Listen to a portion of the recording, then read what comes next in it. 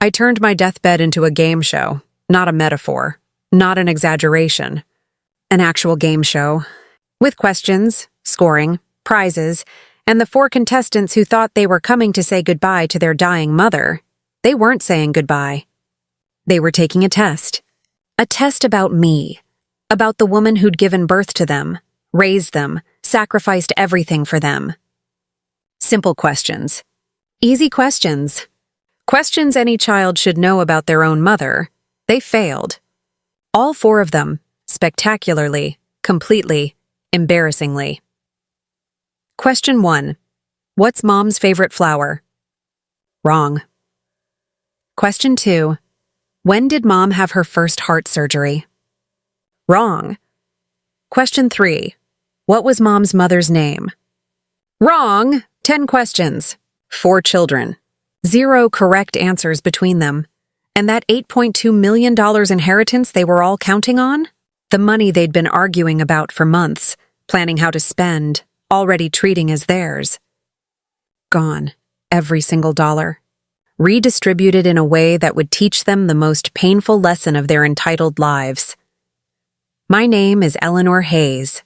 I'm 72 years old. I'm not dying, though my children wish I would hurry up and die already. And this is the story of how I used my final family dinner to expose exactly how little my own children actually know about me. But to understand why I did this, you need to meet my 4 children. And trust me, you're going to hate every single one of them as much as I've come to. Let me introduce you to my children. The 4 people I poured my life into. The 4 people who, 3 months ago, started openly discussing when I was going to die so they could finally get what's ours.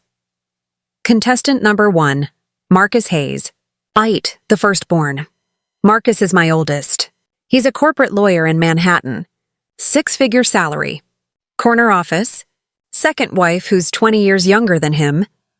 3 kids from his first marriage that he barely sees because he's too busy building his career. Marcus calls me once a month. Always on speakerphone while he's driving. Always with the same opening. Hey Mom, can't talk long, but wanted to check in. The check-in lasts exactly 4 minutes. I know because I've timed them.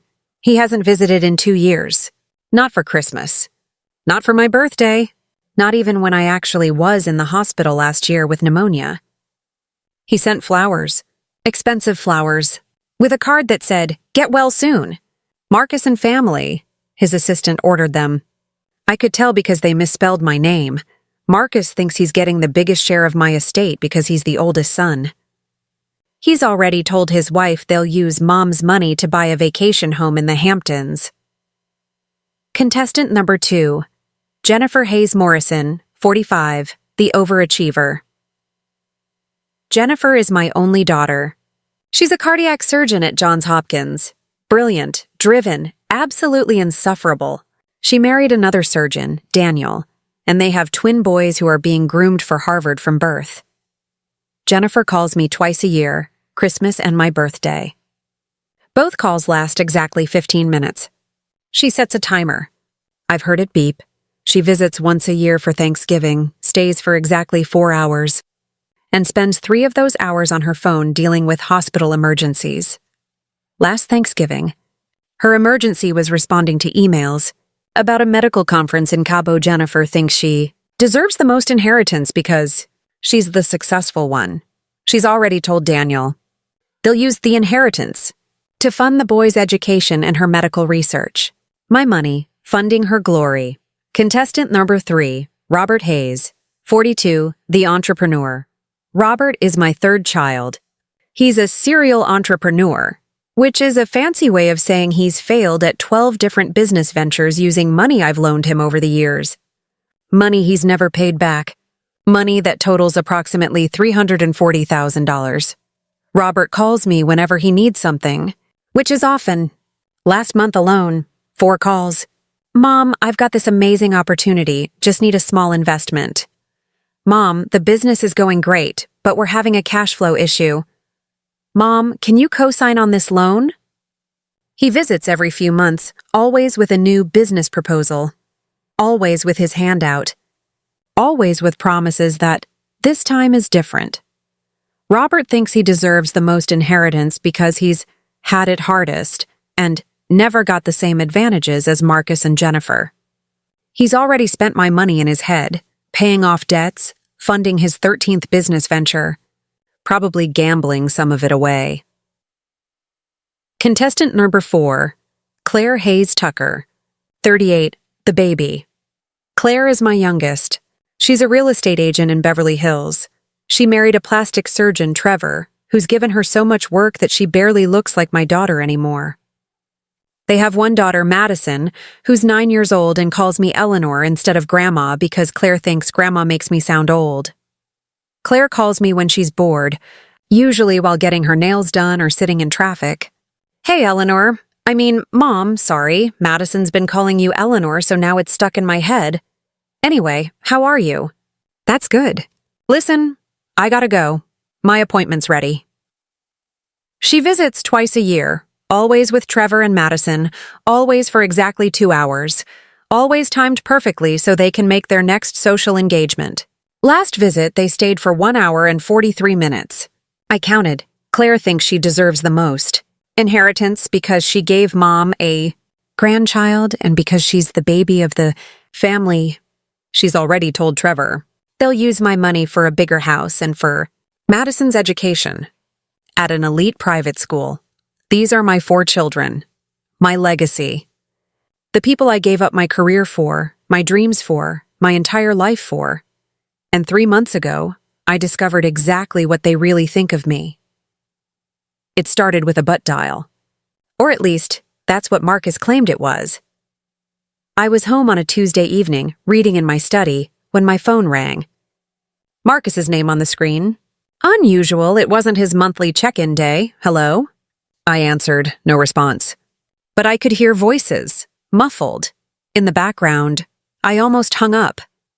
But then I heard my name. Eleanor's estate is worth at least $8 million, probably more. Marcus's voice. Clear as day, I froze.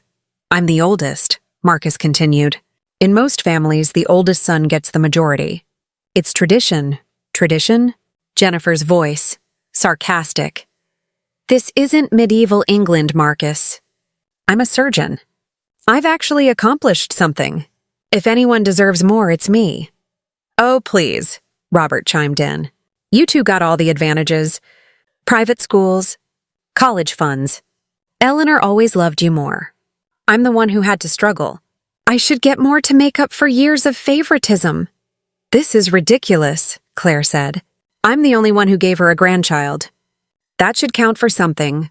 They were all there. All 4 of my children. Together. Discussing my estate. Dividing up my money. While they thought I couldn't hear.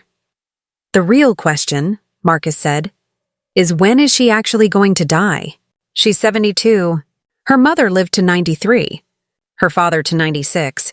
We could be waiting another 20 years. 20 years? Robert sounded panicked. I need that money now. My business can't wait 20 years. None of us can wait 20 years, Jennifer agreed. I've got the twins' education to fund. Do you know what Harvard costs now? Maybe we should talk to her doctor, Claire suggested. Find out her actual health status. See if there's a timeline. A timeline. For my death. My own children were discussing a timeline for when I would die so they could get my money. She had pneumonia last year, Marcus said. At her age, that's serious. Could lead to complications. Weakened immune system. Another infection could what? Jennifer interrupted. Could kill her? You want to just wait around hoping she gets sick again? I'm not saying that, Marcus said quickly. I'm just saying. Nature takes its course, and at 72, with her medical history, that course might not be as long as we think. I visited her last month, Robert said. She looked tired. Really tired. And she's forgetting things. Called me Richard twice, that's Dad's name.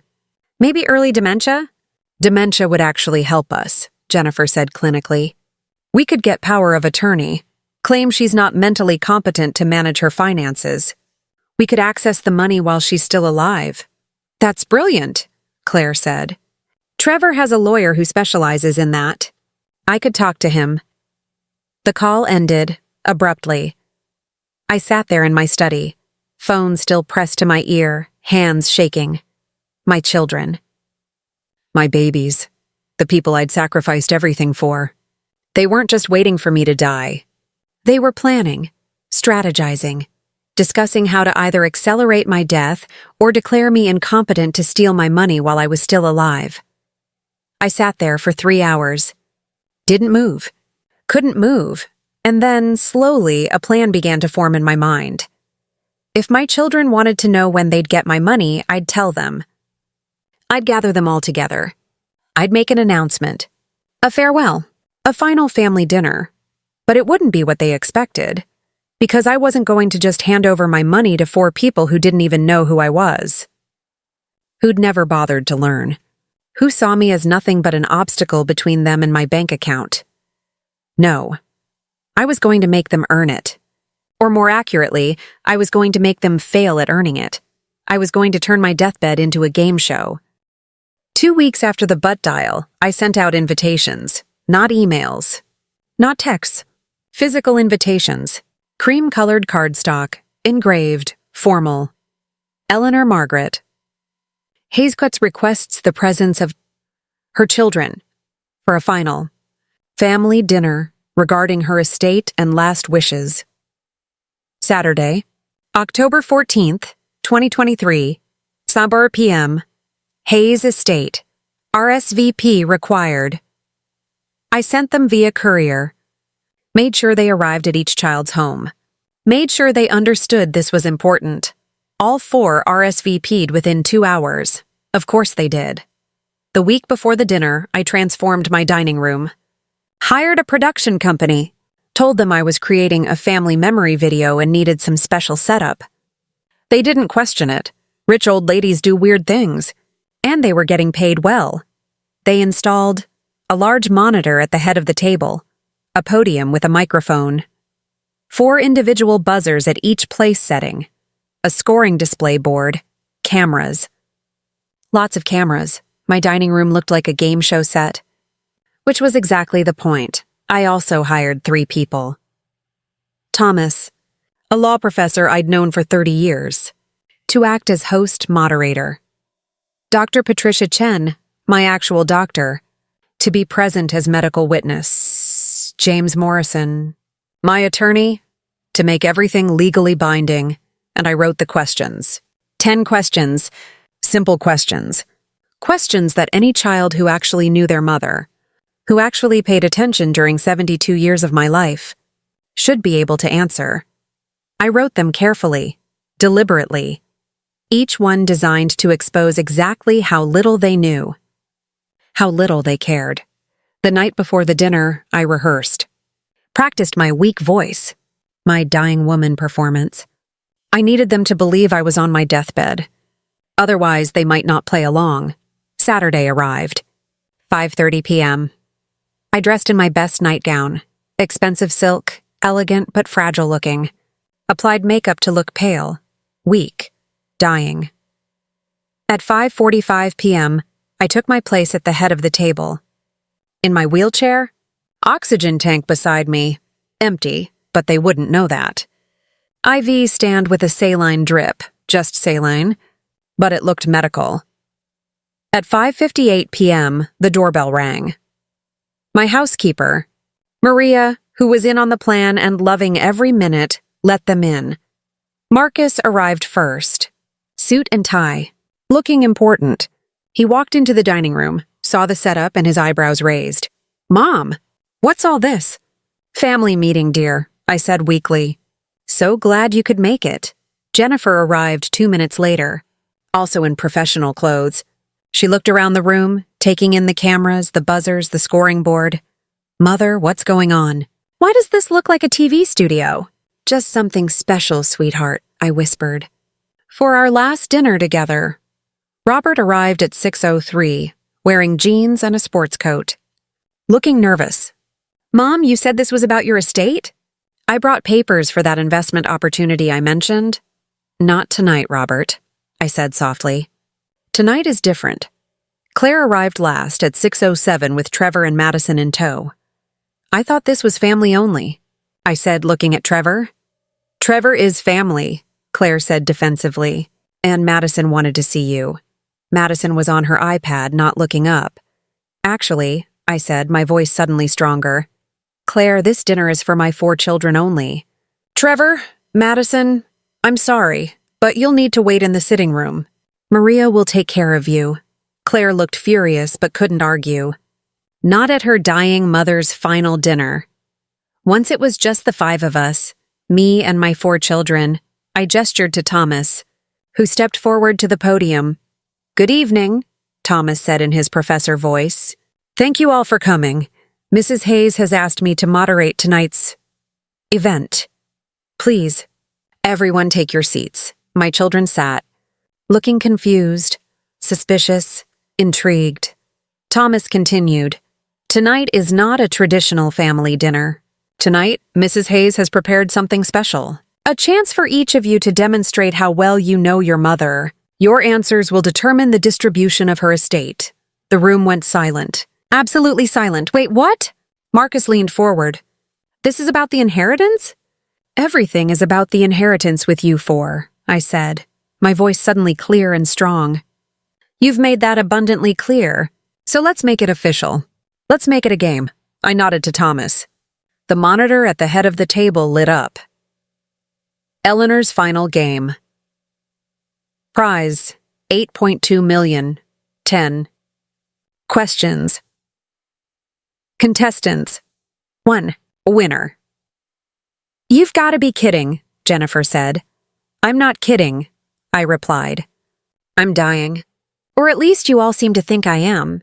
You've certainly been acting like it. So this is my last chance to see if any of you actually know me. If any of you have paid attention to my life. If any of you deserve what I've spent 72 years building. This is insane, Robert muttered. This is binding. James, my attorney, stepped forward. I've drawn up the paperwork. Whatever the results of tonight's questions, that's how Mrs. Hayes' estate will be distributed. It's completely legal. And it's completely final. Claire looked like she might cry. Mom, this isn't fair. Fair? I laughed. It wasn't a nice laugh.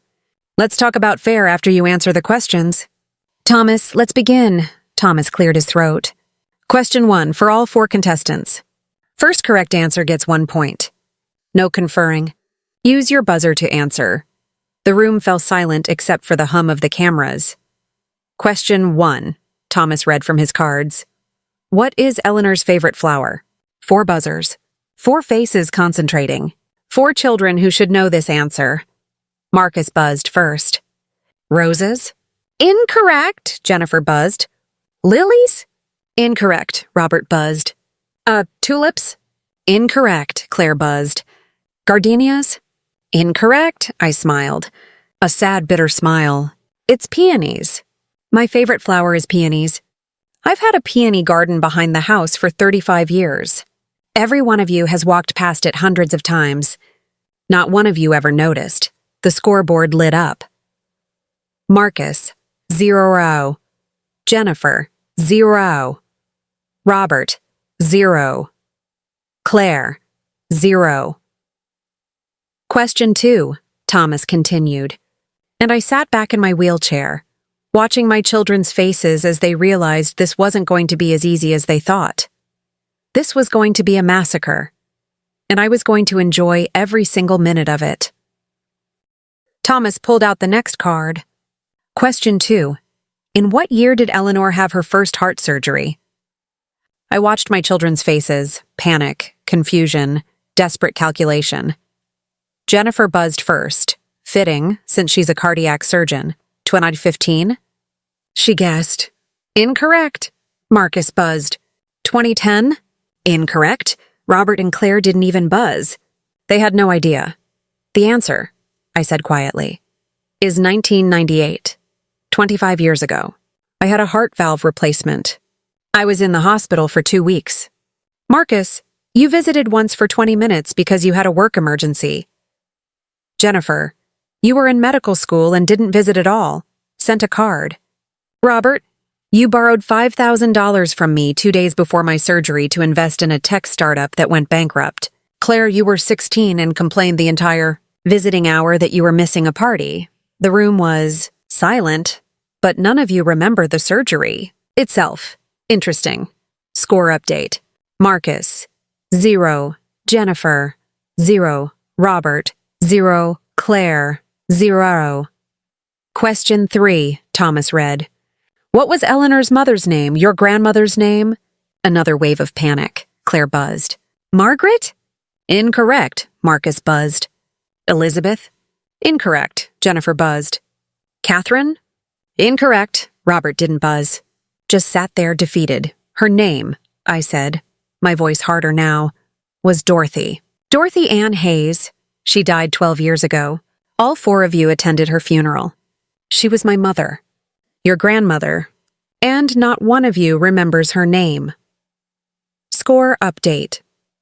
Marcus, Archu, Jennifer, Tharo, Robert, Tharo, Claire, I could see them starting to sweat, starting to realize just how badly this was going. Question 4, Thomas continued. What did Eleanor do for a living before becoming a full-time mother? This should have been easy. I'd told them the stories hundreds of times. Robert buzzed. Secretary?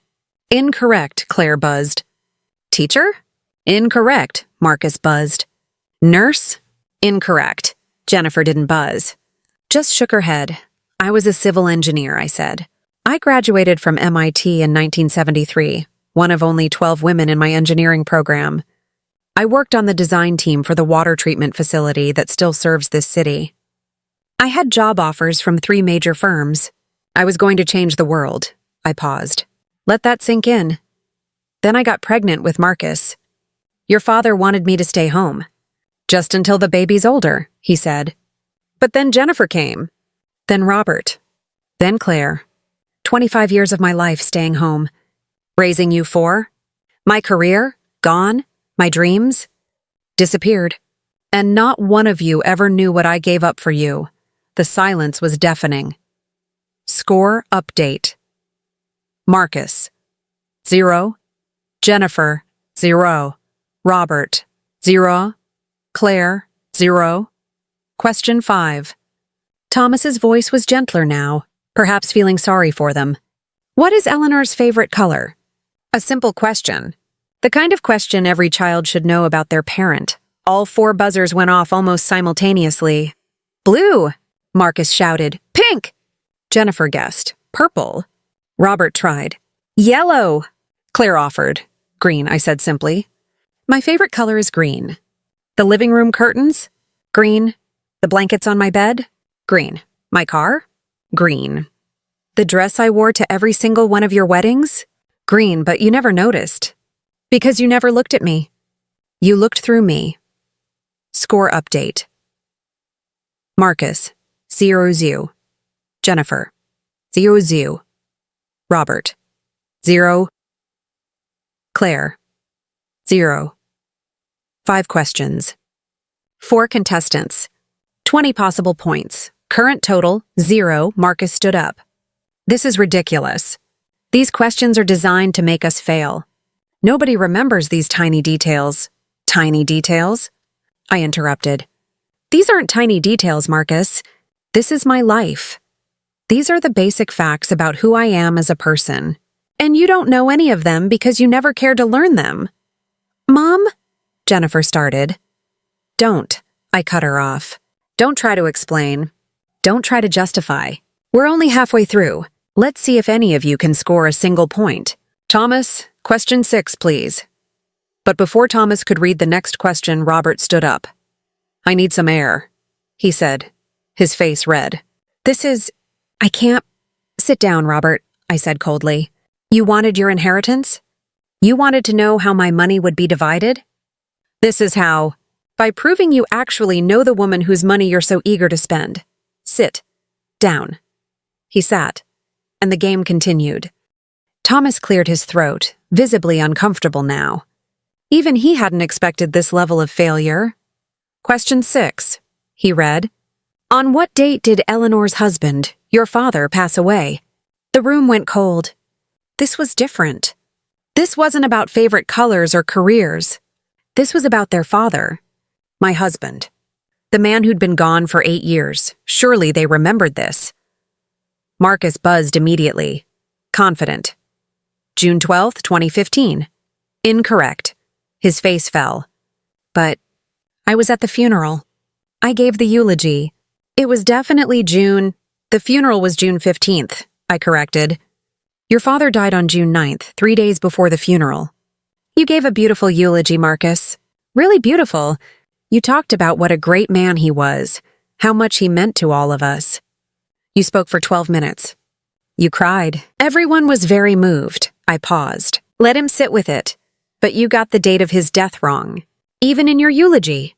You said when Dad passed last week? It had been 6 days. Not a week. 6 days, and you couldn't even get that right. Jennifer buzzed. June 8th? Incorrect. Robert didn't buzz. Claire didn't buzz. June 9th, 2015, I said. Your father had a massive stroke while working in his study. I found him at 3:47 in the afternoon. I called 911. They couldn't save him. He was pronounced dead at 4:23 p.m. I looked at each of them. Marcus, you were in a board meeting. Didn't answer when I called. Called back 3 hours later. Jennifer, you were in surgery. The hospital reached you at 6 p.m. You didn't come home until the next morning. Robert, you were... Actually, I don't know where you were. You didn't answer for 12 hours. When you finally called back, you said you'd been out of range. Claire, you were at a spa day with Trevor's mother. You came home that evening, stayed for 2 hours, and then went back to your house because Madison had a play date the next morning that you couldn't miss. The silence was crushing. Your father died. And not one of you even remembers the date, the specific date that your family fundamentally changed forever. Score. Update. Marcus, 0. Jennifer, 0. Robert, 0. Claire, 0. Question 7. Thomas continued, his voice softer now. How many times has Eleanor been hospitalized in the last 10 years? Medical question. Jennifer should know this. She's a doctor, Jennifer buzzed. Twice? The pneumonia and maybe once for something else? Incorrect, Marcus buzzed. 3 times? Incorrect. Robert and Claire sat silent. 7 times, I said. Pneumonia, yes. That was last year. But also, the heart valve surgery follow-up in 2020. The broken hip in 2019 when I fell in the garden. The severe flu in 2018. The gallbladder removal in 2017. The breast cancer scare in 2016. Benign, thankfully. And the emergency appendectomy in 2014. I looked at Jennifer specifically. You're a doctor. You should know your mother's medical history. But you don't, because you never asked. I've called you after every hospitalization to let you know I was okay. Every time you said, "That's good, Mom, glad you're fine," and changed the subject within 2 minutes. Jennifer's hands were shaking. Mom, save it for after the game, I said. Question 8, Thomas. Thomas nodded. Question 8. How many grandchildren does Eleanor have? You could hear a pin drop. This should be automatic. Immediate. Basic math. All 4 buzzers went off. 1, Claire said triumphantly. Madison! 3, Marcus said. My 3 kids. 2, Jennifer said. The twins! Wait, Robert said. Didn't Stephanie have a kid? 4 total, I smiled. Not a happy smile. The smile of someone watching everything she suspected get confirmed. The correct answer, I said slowly, is 7. Confusion, shock, panic on all their faces. Marcus, you have 3 children from your first marriage. Tyler, Sean, and Emma. Jennifer, you have the twins, Alexander and Benjamin. Claire, you have Madison. That's 6. I paused for effect. Robert, your ex-wife Stephanie had a daughter, Lily. She's 12 now. Stephanie married her new husband 4 years ago. He adopted Lily. Legally, she's not a Hayes anymore. But biologically? She's my granddaughter. My 7th grandchild. Robert's face went white. I forgot. You forgot your own daughter, I said flatly. The court took away your custody rights 7 years ago. You haven't seen her since she was 5. But she's still your child. Still my grandchild. And you forgot she existed. I turned to the others. And the rest of you? Claire, you said 1 because you only counted your child. Marcus, you only counted your children. Jennifer, same. None of you even thought about each other's kids. Your nieces and nephews. My other grandchildren. When was the last time any of you asked about the other's children? When was the last time Marcus asked Jennifer how the twins are doing in school? When was the last time Claire asked Marcus about Tyler's college plans? When was the last time any of you remembered that you're not just my children? You're also siblings with your own families. Dead silence. Score. Update. Marcus. 0. Jennifer. 0. Robert. 0. Claire. 0. 8 questions. 8 failures. 0 points.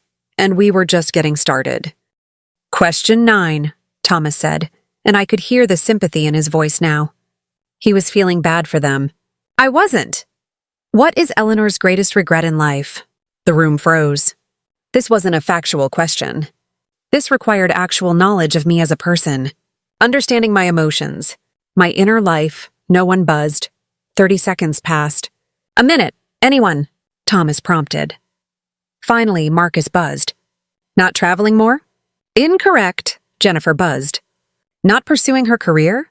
Incorrect, Robert buzzed. Not spending more time with Dad? Incorrect, Claire didn't buzz. Just sat there, tears running down her face. My greatest regret, I said quietly, is not being honest with you four.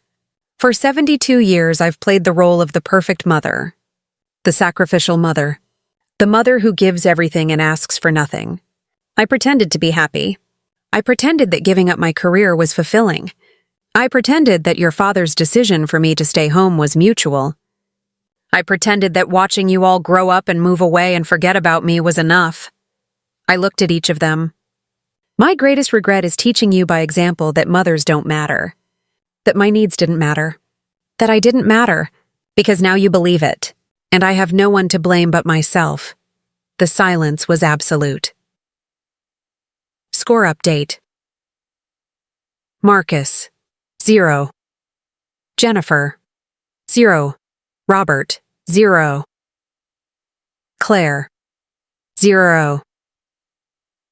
Final question, Thomas announced. Question 10, this was it. The last chance for any of them to score a single point. To show they knew anything at all about me. Question 10, Thomas read. What does Eleanor want more than anything else in the world? Another subjective question. But if they knew me, really knew me, they'd know the answer. All 4 buzzers went off immediately. Desperation. One last attempt. Money. Robert blurted out, then caught himself. Wait, no, that doesn't make sense. She has money. Security? Incorrect. Grandchildren, Claire said. To see her grandchildren more. Incorrect. Health, Jennifer said. To be healthy. To live longer. Incorrect. Respect, Marcus said. To be respected by her children. Incorrect. 4 wrong answers. 4 children who had no idea what their mother actually wanted. I stood up. The whole room gasped. I stood up from my wheelchair. No oxygen, no weakness. No dying woman performance. I stood up and I was strong. What I want, I said, my voice clear and powerful, is to be seen, to be known, to be remembered as a person, not just as mom. I want to be someone you think about, someone you ask questions about, someone whose favorite flower you know not because you're trying to win money, but because you actually noticed the garden I've been tending for 35 years. I walked, not shuffled, to the scoreboard. 10 questions. 4 contestants, 40 possible points. Do you know what you scored? I pointed to the board. Final scores. Marcus, 0. Jennifer, 0. Robert, 0. Claire, 0. 0, all of you. Across the board. Not one single correct answer among you. You couldn't name my favorite flower. You couldn't remember when I had heart surgery. You forgot your grandmother's name. You didn't know I was an engineer. You got your father's death date wrong. You didn't know how many times I've been hospitalized. You couldn't even count how many grandchildren I have. Marcus stood up. Mom, you're not dying? This whole thing was a lie? I'm not dying, I confirmed. Not yet anyway. But you four have been so eager for me to die that I thought I'd give you a preview.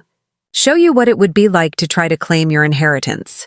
Turns out, you can't. Because you don't know me well enough to earn it. This is insane, Jennifer shouted. You manipulated us. This whole game was designed to make us fail. No, I said calmly. This game was designed to see if you knew me. You failed because you don't know me. These questions weren't trick questions. They weren't obscure trivia.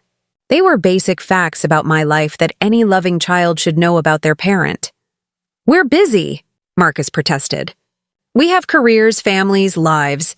We can't remember every little detail about little details? My voice rose. My career that I gave up for you is a little detail. Your father's death date is a little detail. Your own daughter's existence is a little detail. Robert was crying now. Actual tears. Mom, I'm sorry. I'm so sorry. I should have known these things. I should have paid attention. Yes, I said. You should have. All of you should have. But you didn't, because I was never important enough. I was never interesting enough. I was just Mom, the person who gave you life and then faded into the background while you lived yours. Claire stood up, mascara running down her face. What happens now? The inheritance? The money? Ah, yes, I said. The money. The only thing any of you actually care about. Thomas, do you have the updated will? James, my attorney, stepped forward with documents. Yes, Mrs. Hayes. Everything is prepared according to your instructions. Excellent. I turned back to my children. Let me tell you how my estate will now be distributed. Since none of you could earn it through knowledge, I've decided to give it based on need. I walked to Robert first. Robert, you're the only one who's actually struggling financially. You've failed at 12 businesses, you're drowning in debt, and you have a daughter you forgot existed. Here's what you get, $340,000. The exact amount you've borrowed from me over the years and never paid back. Consider it a gift. Use it to pay your debts. Get your life together. And maybe, possibly, try to reconnect with Lily before she's grown and you've missed her entire childhood. Robert nodded, unable to speak. I turned to Marcus. Marcus, you're a successful lawyer. You don't need my money. But your children, Tyler, Sean, and Emma, they're in college or heading there. Since you're too busy building your corner office to spend time with them, I'm setting up education trusts, $500,000 each, direct to them. You don't touch it. They get the benefit of their grandmother's money even if they never really knew their grandmother. Marcus opened his mouth to protest, then closed it. I turned to Jennifer. Jennifer, you're a cardiac surgeon making $500,000 a year. You don't need money, but you keep talking about medical research. So here's $1 million to fund a research grant in women's heart health, in my name. Maybe when you're giving talks about the Hayes Research Grant, you'll remember that your mother existed. Jennifer was crying now, silent tears. Finally, I turned to Claire. Claire, you married a rich plastic surgeon. You live in Beverly Hills. Madison goes to a $50,000 a year private school. You don't need money. But you said you want Madison to have the best education possible. So here's $1 million in a trust for Madison's education. College, graduate school, whatever she needs. Maybe someday you'll teach her what you never learned, that grandmothers are people too. I walked back to the head of the table. That's $434 million distributed. You might be wondering about the other $386 million. All four of them looked up, hope dying in their eyes. The remaining $386 million is going to charity, specifically to organizations that help elderly people who've been financially abused or neglected by their families. To people like me, who spent their whole lives giving to children who only saw them as banks to withdraw from. Mom, Marcus started. I'm not finished. I cut him off. There's one more thing. In addition to this distribution, I'm selling this house. The house you grew up in. The house you've been salivating over. planning to sell the minute I died. I'm selling it and moving to a smaller condo. The proceeds from the sale, approximately $2.3 million, will also go to charity. But, this is our family home, Claire whispered. This was your family home, I corrected. When you had a family. When you visited. When you cared. Now it's just a building. A very expensive building that none of you appreciated when I was here. I looked at all four of them. My children, my legacy, my greatest accomplishment, and my deepest disappointment. You wanted to know when you'd get your inheritance, I said. Now you know. Some of you get pieces of it. None of you get what you expected. And all of you get exactly what you deserve. For a long moment after I finished speaking, nobody moved. Nobody spoke. They just sat there processing the devastation I'd just delivered. Then Marcus exploded. You manipulated us, he shouted, standing so fast his chair fell backward. This whole thing was a setup. You brought us here under false pretenses, humiliated us, and now you're punishing us for not passing your rigged game. Rigged? I remained calm. Calmer than I'd been in years, actually. The questions were about basic facts of my life, Marcus. If asking, what's my favorite flower is rigged, then yes, I rigged it. You lied about dying. You made us think this was important. It is important, I shot back. And I didn't lie. You assumed I was dying because that's what you've been hoping for. I said this was about my estate and my last wishes. Which it is. My last wish is that you four finally see what you've become. Jennifer stood up, her doctor composure crumbling. I dedicated my life to saving people. I work 80-hour weeks. I'm trying to cure diseases, Mom. I'm sorry I don't have time to remember every little detail about your flower garden. It's not about the flowers, Jennifer, I said quietly. It's about the fact that in 45 years you've never once asked me about my day. Never asked about my life. Never asked what I think about or dream about or wish for. I'm your mother, not your patient. I'm not a problem to be diagnosed and solved. I'm a person. And you've never once treated me like one. Jennifer's face crumpled. That's not fair. Fair? I laughed bitterly. You want to talk about fair? I've listened to you talk about your research for hours. I've attended your medical conferences. I've read your published papers, even though I barely understand them. I've celebrated every achievement, every award, every promotion. And in return, you've given me exactly 15 minutes twice a year. So let's not talk about fair. Robert was still sitting, head in his hands, sobbing. I'm a failure. I know I'm a failure. I've always been a failure. And now I've failed at this too. Robert, I said, my voice softer for him than the others. You're not a failure because you couldn't answer my questions. You're a failure because you've spent 42 years blaming everyone else for your problems. Your father and I babied you. Marcus and Jennifer overshadowed you. The world was unfair to you. And yes, some of that is true. But at some point, you have to take responsibility for your own life. And part of that responsibility is being present for the people who love you. I don't know how, Robert whispered. I don't know how to be better. Start with Lily, I said. Your daughter.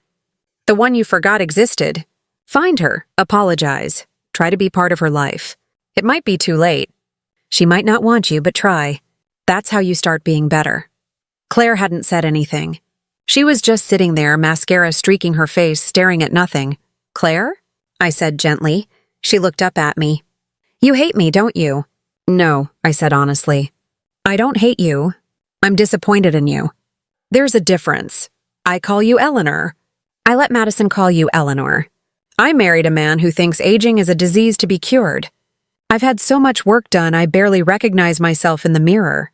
She laughed, but it wasn't a happy sound. I became exactly what Trevor wanted me to be. Exactly what his social circle expects. And somewhere along the way I forgot who I actually am. Yes, I said simply. You did. I don't know how to fix it. Start by calling me Mom, I suggested. Start by teaching Madison that grandmothers are people to be loved, not avoided. Start by looking in the mirror and asking yourself if the person looking back is someone you actually want to be. Claire nodded, tears flowing freely now. I looked at all four of them. My children? Still my children despite everything. I didn't do this to destroy you, I said. I did this to wake you up. For years, I've watched you become more and more disconnected from me, from each other, from yourselves. I've watched you chase money and status and success while forgetting the things that actually matter. So you humiliated us? Marcus was still angry. You made us look like idiots on camera? I documented the truth, I corrected. Those cameras? They're not for humiliation. They're for you. So you can watch this back someday. So you can see what you looked like when you couldn't answer basic questions about your own mother. So maybe, possibly, you'll remember this feeling and change. I picked up a remote control, pressed a button. The monitor lit up again, showing a photo. A photo from 30 years ago. Me, young, holding baby Claire, with 3 other children gathered around. This is who we used to be, I said. A family. People who knew each other. People who cared about each other. People who would have known these answers because we actually spent time together. Another button. Another photo. Recent. The 4 of them at Robert's last failed business launch party. Not talking to each other. All on their phones. This is who we became, I said. Strangers who share DNA. People who only gather when there's something to gain. People who've forgotten that family isn't just about biology. It's about connection, knowledge, love. I turned off the monitor. The money distribution stands. The will is signed. This is happening. But what happens next? That's up to you.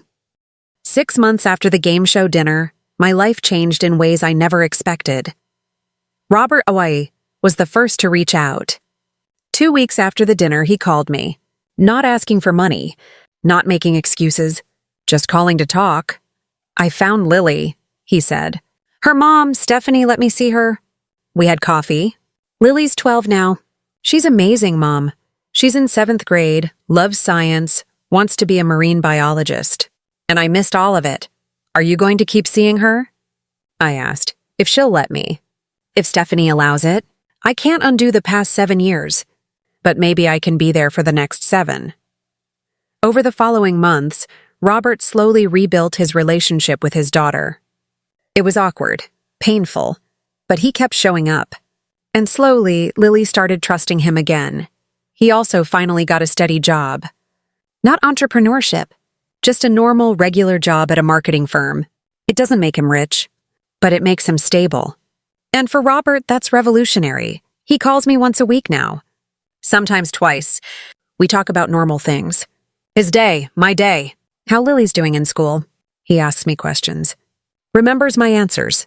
Last week he brought me peonies. My favorite flower. He remembered. Claire left Trevor. Not immediately.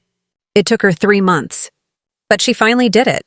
She filed for divorce, moved into a smaller house, took Madison out of the elite private school and enrolled her in a good public school. Trevor fought me on everything, she told me over coffee one afternoon. Especially Madison. He wanted full custody, said I was being unstable. But the judge saw through it. Madison lives with me now. How is she? I asked, confused, angry, but also relieved, I think. Trevor's house was like a museum. Everything had to be perfect all the time. Now she can just be a kid. Claire looks different now. She's letting her hair go natural, her real color, which I'd almost forgotten. She stopped getting work done. She's aging naturally, gracefully, and she looks more like herself than she has in years. Madison calls you Grandma now, Claire said with a small smile. I've been correcting her, teaching her. Thank you, I said. I'm sorry it took a game show to make me realize I'd lost myself, Claire said. But I'm glad you did it. Because I needed to wake up. Jennifer was the hardest. She didn't call for 6 weeks after the dinner. When she finally did, it was clinical. Cold. Mother, I wanted to let you know I've set up the research grant. The paperwork is complete. The Hayes Women's Heart Health Research Grant will fund its first study next year. That's wonderful. Jennifer? Yes. Well, I thought you should know. Goodbye. She hung up. But 3 months later, something changed. She showed up at my new condo unannounced. Stood at my door looking exhausted. Can I come in? She asked. We sat in my kitchen. She didn't speak for 10 minutes. Just sat there, coffee getting cold in front of her. Finally. I work 80 hours a week. I'm trying to save lives. I'm trying to make a difference. And you're right. I forgot that the people I'm trying to save have mothers too. Have families, have favorite flowers and favorite colors and complicated lives beyond their medical charts. She looked at me. I forgot that my own mother has all those things. And I'm sorry. Okay, I said. I can't promise I'll be better overnight. Jennifer continued. I'm still going to work too much. I'm still going to be obsessed with my research. But I'm trying. I've been seeing a therapist, talking about work-life balance, about relationships, about how I define success. That's good, I said. The therapist asked me when I last told you I loved you, Jennifer said. I couldn't remember.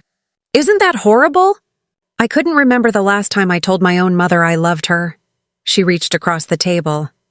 Took my hand. I love you, Mom. I know I don't show it. I know I'm terrible at relationships.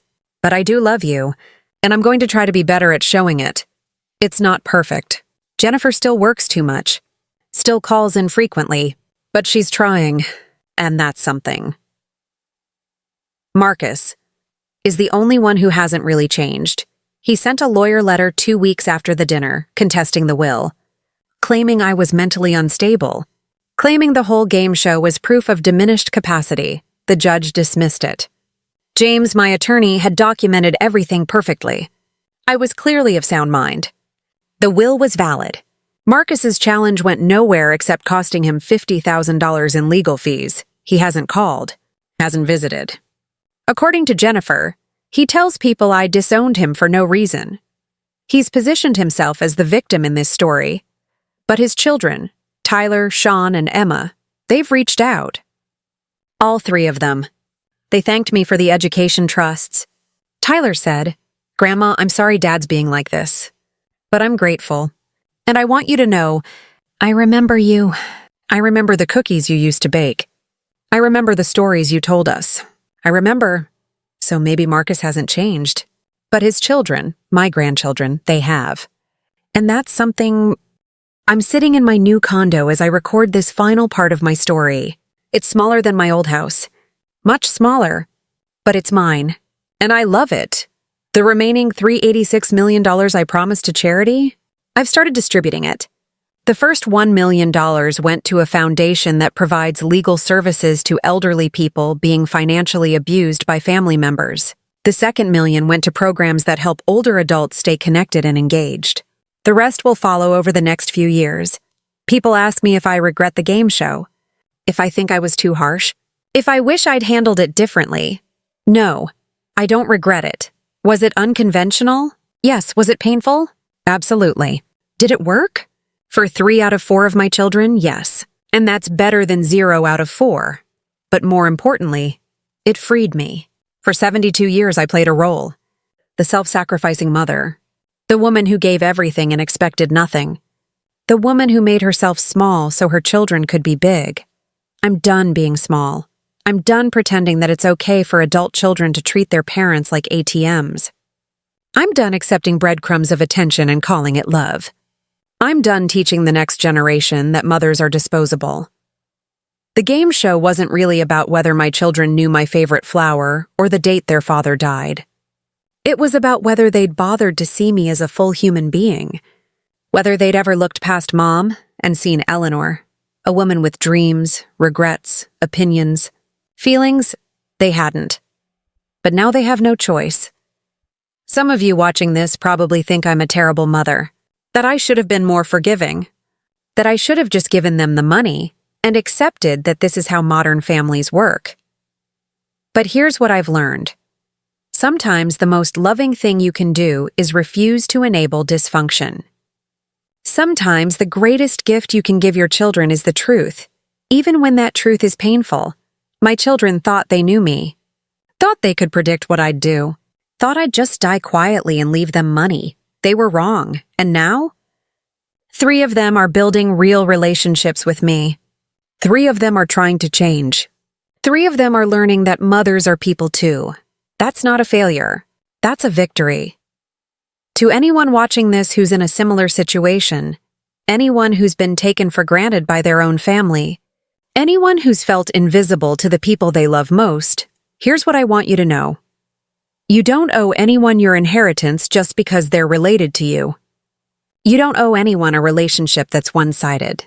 You don't owe anyone the performance of being the perfect parent while they're being imperfect children. You have the right to be seen, to be known, to be valued as more than a bank account or a babysitter or a placeholder in someone else's life. And if the people who are supposed to love you can't see that, if they can't be bothered to learn your favorite flower, or remember important dates or show up for you the way you've shown up for them, then maybe it's time for a wake-up call. Maybe it's time for your own game show.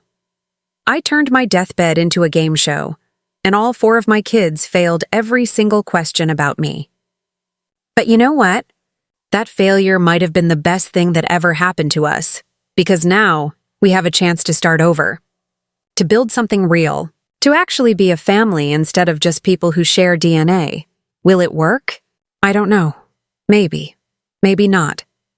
But at least now, when they think of me, they'll think of Eleanor, the woman who refused to die quietly, the woman who demanded to be seen, the woman who turned her final family dinner into the most memorable night of their lives. And when I do actually die, many years from now, I hope at least some of my children will know enough about me to get the questions right. My name is Eleanor Hayes. I'm 72 years old. I'm not dying, I'm living, finally. Truly living. And that more than any inheritance is worth everything. Call to action and engagement, so that's my story. The story of the game show that changed everything. Now I want to ask you something. If your parents asked you these 10 questions, how many would you get right? Think about it. Really think about it. What's your mother's favorite flower? When did she have her first major surgery? What was her mother's name? What did she do before becoming a parent? What's her favorite color? Do you know the answers? Or would you fail just like my children did? Here's your challenge. Ask your parents one question today. Just one. Learn something you didn't know. See them as people, not just as mom or dad. And if you're a parent, make yourself known. Don't wait for your children to ask. Tell them about yourself. Demand to be seen. You've earned it. Leave your thoughts in the comments. How many questions would you get right? Let's share this guide with someone who needs to see it. Like God, if this story made you think, subscribe and for more real-life family drama stories. Remember, parents are people too, and it's never too late to really get to know them. Thank you for watching my story. Until next time, remember, life is too short to be invisible to the people you love. This is Eleanor Hayes, and this was my game show.